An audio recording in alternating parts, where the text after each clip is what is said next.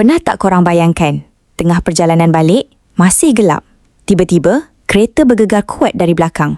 Itulah detik yang dilalui pelakon dan penyanyi Abby Abadi ketika dalam perjalanan pulang dari Singapura ke Kuala Lumpur. Apa yang buat keadaan itu lebih mencemaskan?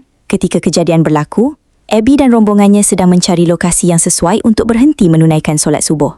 Secara tiba-tiba, satu hentaman kuat mengejutkan mereka.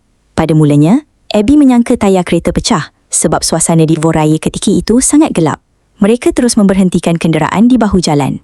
Tak lama kemudian, seorang penunggang motosikal datang memaklumkan, rupa-rupanya kereta mereka telah dirempuh dari arah belakang. Barulah Abby sedar apa yang sebenarnya berlaku. Menurut Abby, dia langsung tak perasan ada kenderaan melanggar mereka kerana keadaan ketika itu terlalu gelap. Namun, apa yang lebih mengecewakan bukan sekadar kemalangan itu. Abby mendakwa pemandu yang melanggar kereta mereka hanya datang melihat keadaan seketika. Selepas berbincang mengenai urusan tuntutan insurans, individu itu dikatakan terus beredar meninggalkan lokasi. Sedangkan kereta yang dinaiki Abby sudah tidak boleh dipandu. Mereka pula terpaksa menunggu bantuan di tepi lebuh raya dalam keadaan masih gelap dan penuh kebimbangan. Situasi itu membuatkan Abby tertanya-tanya, adakah itu sahaja yang perlu dilakukan selepas melanggar kenderaan orang lain?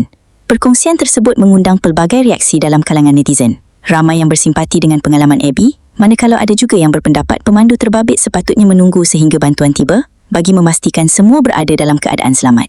Kalau korang berada dalam situasi seperti ini, apa yang patut dilakukan oleh pemandu yang melanggar? Wajar tunggu sehingga bantuan sampai atau memadai sekadar uruskan insurans? Kongsikan pendapat korang di ruangan komen. Terima kasih kerana menonton Chua Viral TV.